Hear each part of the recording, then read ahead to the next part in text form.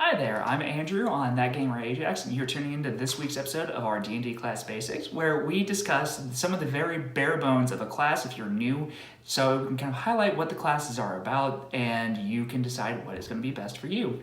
This week, we're talking about the survivalist class known as the Ranger. This is a class that kind of blends martial prowess with magical abilities. However, this is subjectively one of the classes that is a little underbalanced in terms of gameplay mechanics amongst the D&D community, so it gets a lot of flack for that. That being said, it's still an incredibly fun class to play. I've played a couple myself, and I always enjoy the time that I have. Just a preface, this is one of those classes that you definitely want to work with your dungeon master if you're considering playing to make sure that it makes sense for the theme and the setting of the campaign. So let's go ahead and talk some of the strengths of this class. Rangers are incredibly knowledgeable fighters. Starting out, you have a trait that is called Favored Enemy. It allows you to select a couple types of enemies that you are going to know like the back of your hand. It makes it so they're easier for you to track if you're out in the wilderness or even in an urban jungle, if you're playing in a big city necessarily.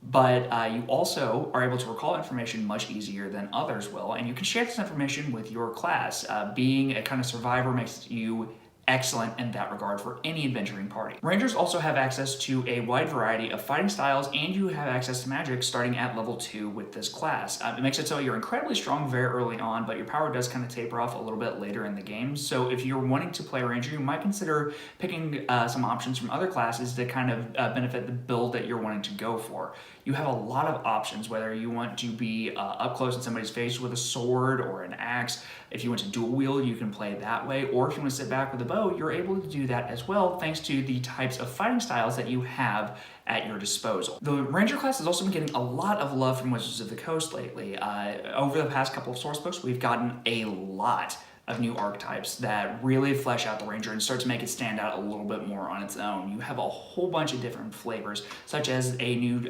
dragon spawn that you can have as one of your allies, or you can be a very effective hunter if you wish. I have DM'd and played alongside a couple of Rangers that have just absolutely ruined encounters that the DM planned, and let me tell you, when that happens, it can be one of the greatest moments as a Ranger. Let's get into some of the weaknesses of the class, and if you ask the community, this is going to be one of those classes that has a lot of weaknesses. It can be considered a kind of jack of all trades in terms of how you can build this class, but it's not really a master of any one particular thing. Fighters can do its job better in both close range and long range, for example, and there are some of the magic classes, such as like the Druid, that can do its magical job better. So this is kind of a mishmash of both of those classes, and unfortunately there are ways that it doesn't necessarily work. Some of the spells that are available to you also seem to contradict the build that you're going to be going for.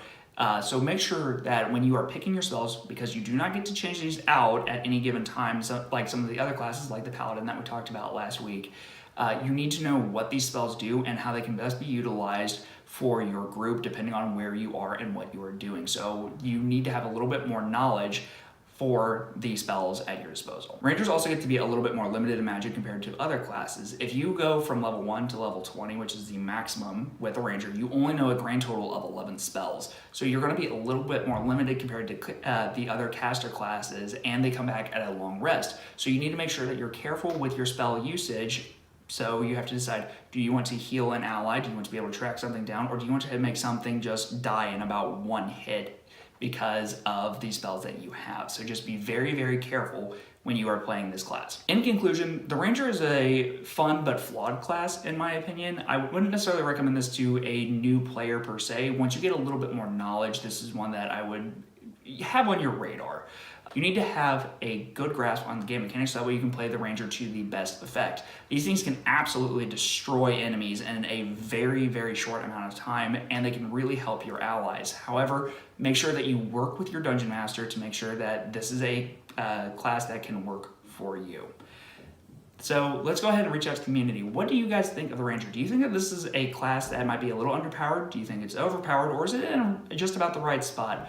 What is your favorite kind of Ranger? Why don't you go ahead and start a discussion in the comments below, and let's just talk about this one a little bit. I think that it has a lot of potential, but it could still be a little bit better. If you're interested in learning the basics of the other D&D classes, check out the other videos that we have in the series where we discuss the basics of them as well. Don't forget to subscribe. Bye.